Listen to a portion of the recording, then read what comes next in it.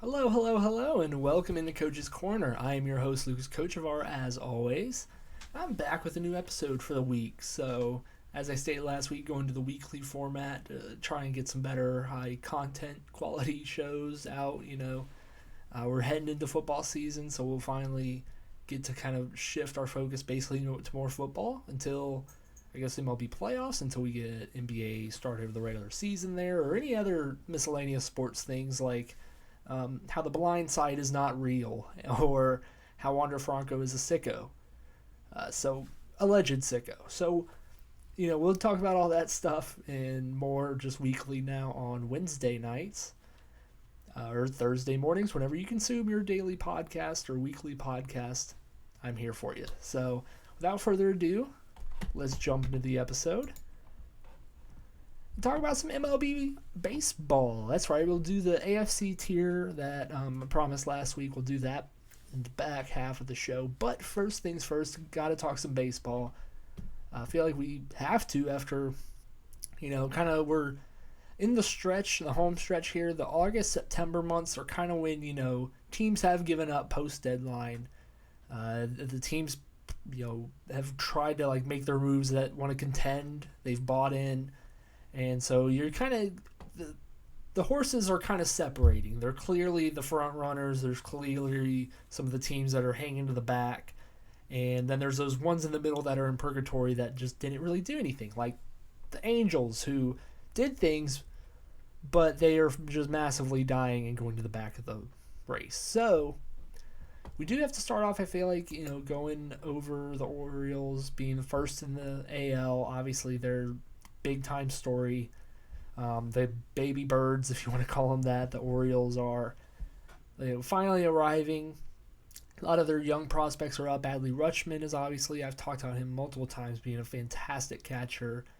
Their relief pitching and Felix Bautista and Yenier Cano have been lights out. They haven't been swept in a series, I believe, in 39 series. There hasn't been a sweep either way.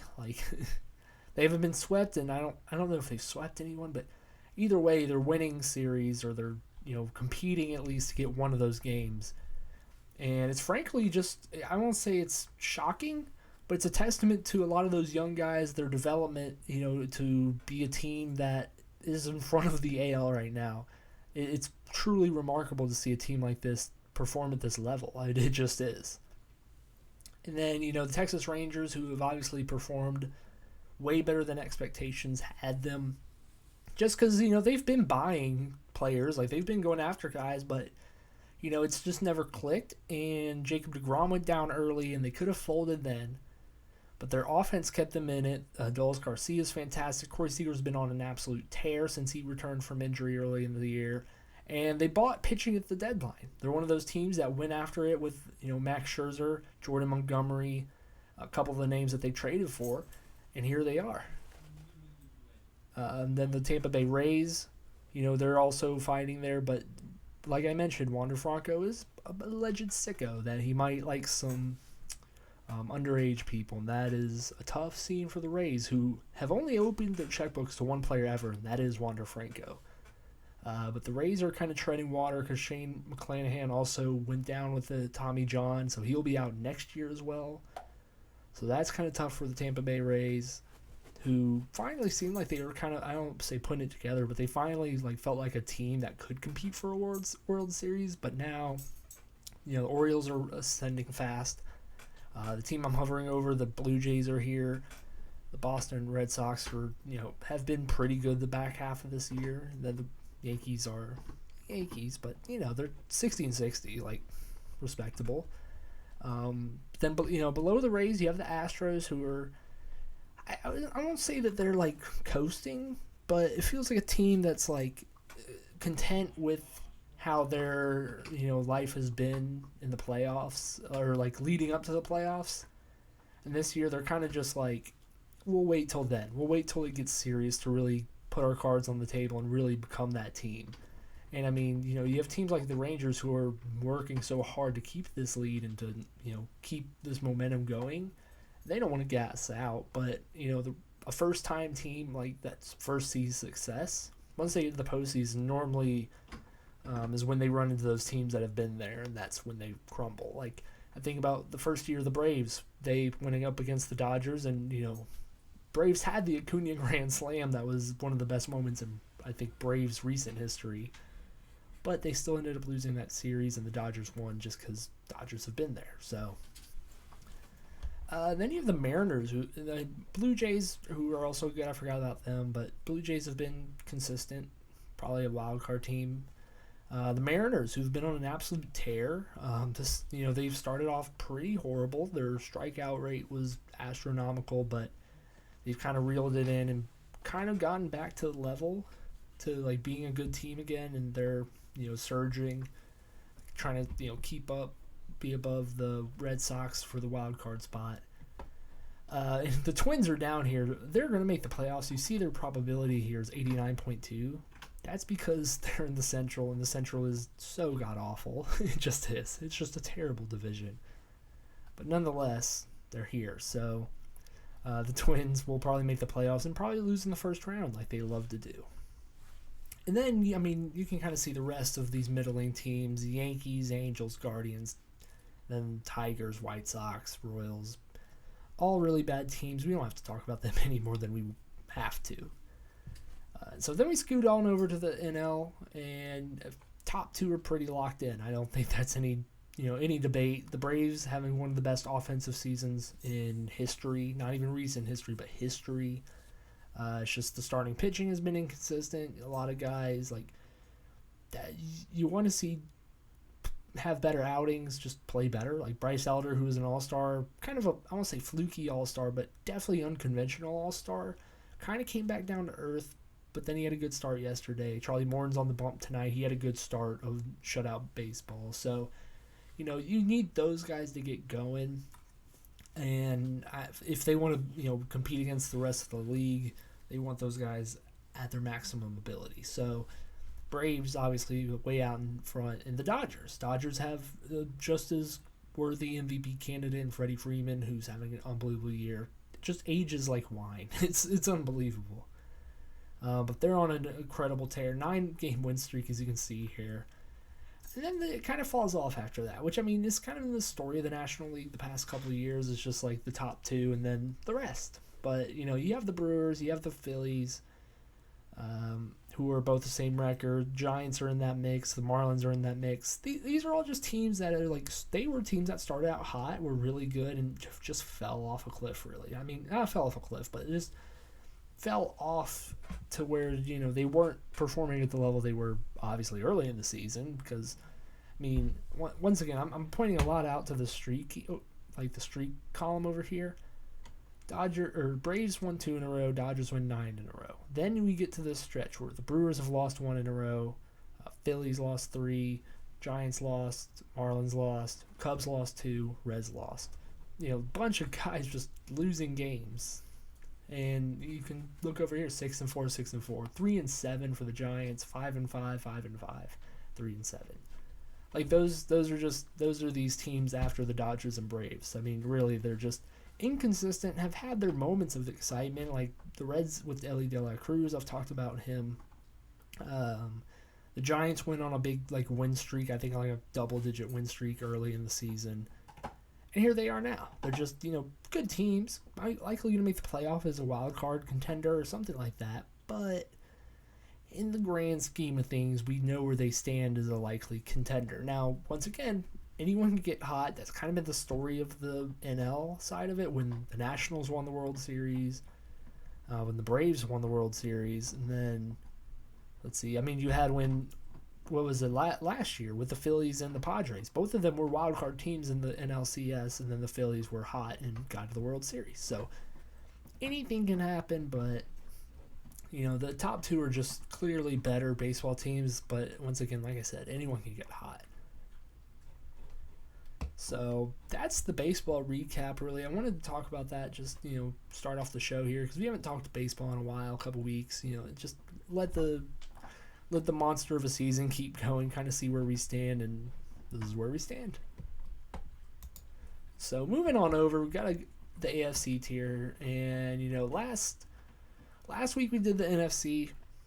I think we did. I think it was fair. Like, I don't think I like lied about any team. I mean, like I'd put the Saints down in hell just because I hate the Saints, but I didn't do that. I did not. I did not put the Saints in hell. I put them next to the Falcons. That's how much of a sicko I was. That's how like realistic I was. It was really unreal. So, but moving on over to the AFC here, we got the teams. We've got Raiders, Ravens, Bills. We'll touch on them all. But to start off, I want to do the S tier team. Kind of similar to last week with the Eagles being the S tier team. I feel like I have to put the champs in S tier. Just as the lone S tier, there's no real debate. Because, I mean, they're the champs. They have Patrick Mahomes, they have Travis Kelce, the best combo, I think, in the league. I don't think that's really up for debate that much. But, the rest of the team is questionable. I'll give the listener that, caveat where the wide receiver core isn't better than what it was last year. The defense is probably not as the secondary is probably not as good as it was last year. But you still have to remember, I think they have like a hell of a defensive line. Even Chris Jones, who hasn't shown up yet, not shown up, but like is holding out for a bit more money.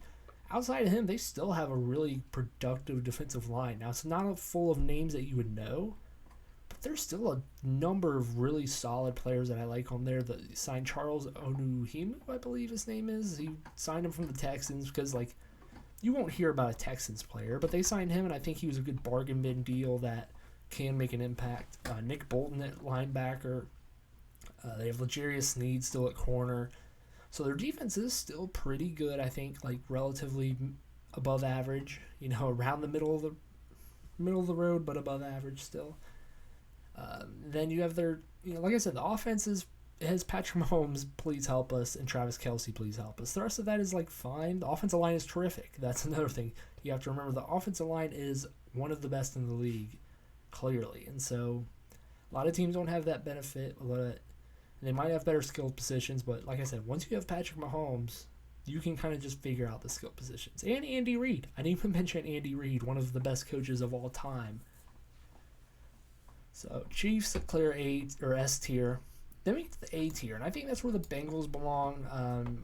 Obviously Joe Burrow went down with a calf strain in the training camp, so don't know if he comes back rusty or not, but he should be okay. They still have a lot of players on their defense. They lost some guys to free agency, but for the most part, I think they replaced them with young guys that either will pop and just be better, or just around like what they want from that position, like the safety positions. What I think of with Jesse Bates out to Atlanta and Dax Hill in that they drafted.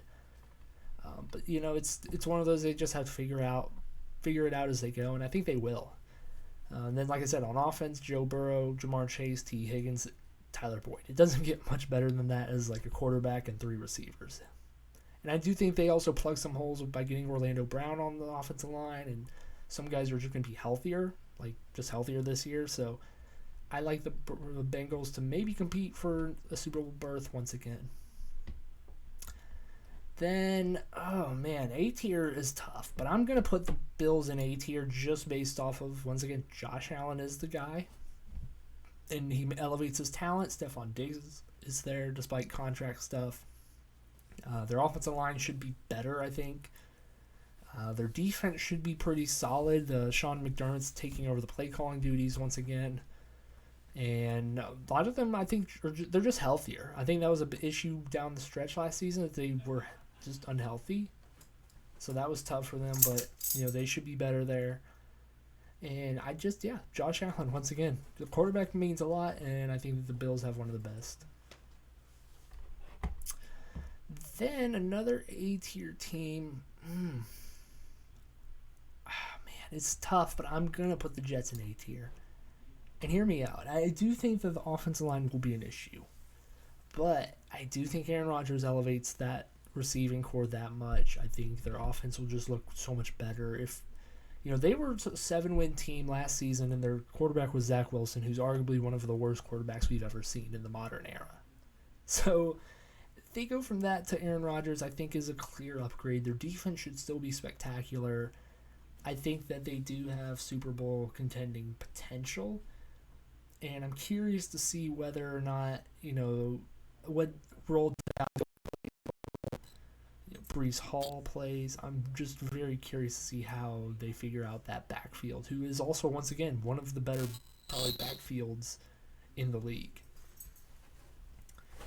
And then I think we get to a bunch of B tiers. I do think we get to the B tiers. The Jaguars are the one that stand out to me as a B tier team. I think their offense is incredible.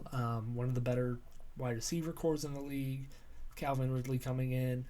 Christian Kirk's still there. Evan Ingram's still there. Zay Jones is still there. A lot of really good names. Trevor Lawrence should be better if he plays like he did at the end of last season. And I think their defense is, once again, it's a full of young guys as well that I think should just be a better team. Just Trayvon Walker improving, Eric Stokes, or not Eric Stokes, but Tyson Campbell improving. Guys that, were young last year who showed flashes should just be better, flat out better. Josh Allen, the defensive end Josh Allen. So Jaguars feel like a good B tier team. The Chargers feel like a B tier team just because once again, they're like, kind of the same thing as the A tier where it's like they have Justin Herbert and he should just obviously elevate them so much. And their offense is super talented and they're getting Rashawn Slater back for left tackle. And their defense should be relatively healthy. But it is a make or break year. I think the Chargers have to make it past the first round in order for Brandon Staley to keep his job. I think it's kind of that serious for him. I think he's on the hottest seat. So that dog is making so much noise over there.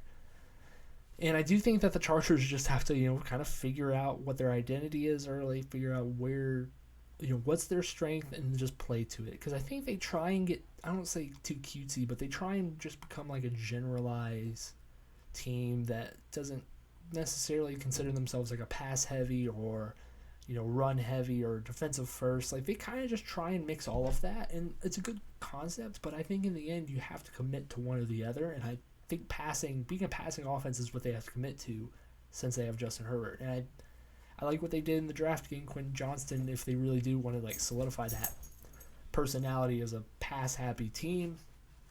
And so we'll see how it works out this year for him, but big year for him. Then I have the Dolphins. I have the Dolphins in B tier. I think Dolphins are one of those teams where the ceiling is pretty high, but the floor is low. I think an injury obviously changes everything. It did last year for him with Tua. Tyreek Hill and Jalen Waddle, one of the most explosive wide receiver combos in the league. But, if one of them go down, it's like, what? How good can they be? So that happens. Their defense is also kind of shaky. Like, they have a number of players. They hired Vic Fangio, which I really like. But they're, once again, like an injury away from an edge rusher just being absolute garbage for him, honestly. And their corners, like Jalen Ramsey already is down with an injury. So they're a team that could be very good, explosive, but they could be very, could be Swiss cheese back there. So then another B tier, I think the Steelers. I think the Steelers are a B tier team. I like what they have. It's a big development year for them. A lot of the guys, like if they make the jump that they should in their second year or third year, a lot of those guys are in, they could be a playoff team, and I think they should be. But, it really will depend on Kenny Pickett. I kind of runs with Kenny Pickett. Obviously, I liked him coming out of college. He came in late last year, kind of had some injury issues, but for the most part, I think was productive as a pro and could be, what they need to at least make the playoffs like they used to normally.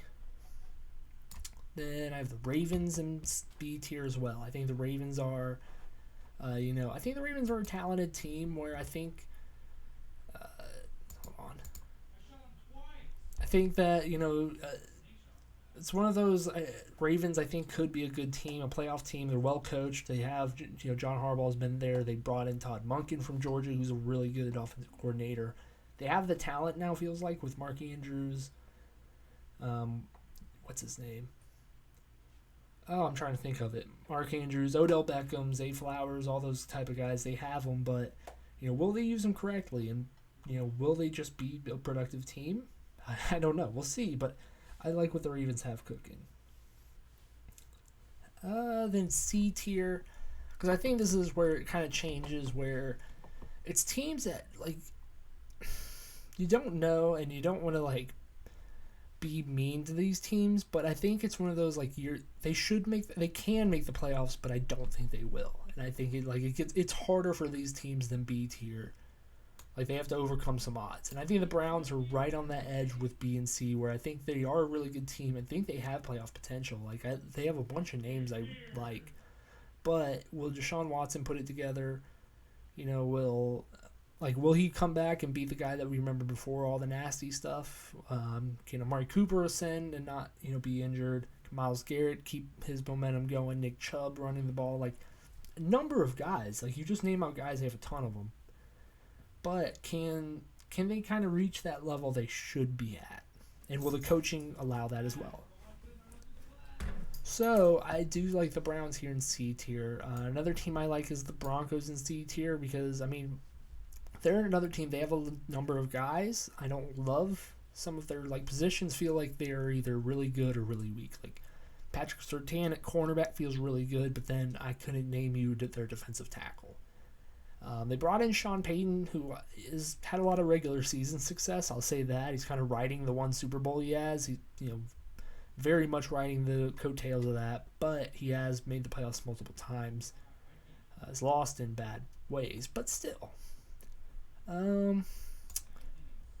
They have the Patriots in C tier. I feel like the Patriots are a good C tier where they're just, obviously they have the best coach of all time. They have a game manager quarterback. They have a great defense, but can they get over the, quarterback hump? Can the offensive coordinator, now that's not Matt Patricia, can it be good? We'll see, but, feels perfectly C tier. Then the Titans. The Titans are another team where they're coached really well. They have some pieces, but I feel like they're worse overall as a team than the Patriots. They're coached well. Their quarterback's all right. Ryan Tannehill's all right, but feels like he's on the 1 foot out the door. And the rest of the team is frankly just not great. The wide receivers are really bad. They're really banking on Derrick Henry, banking on the offensive line being competitive, but you don't know.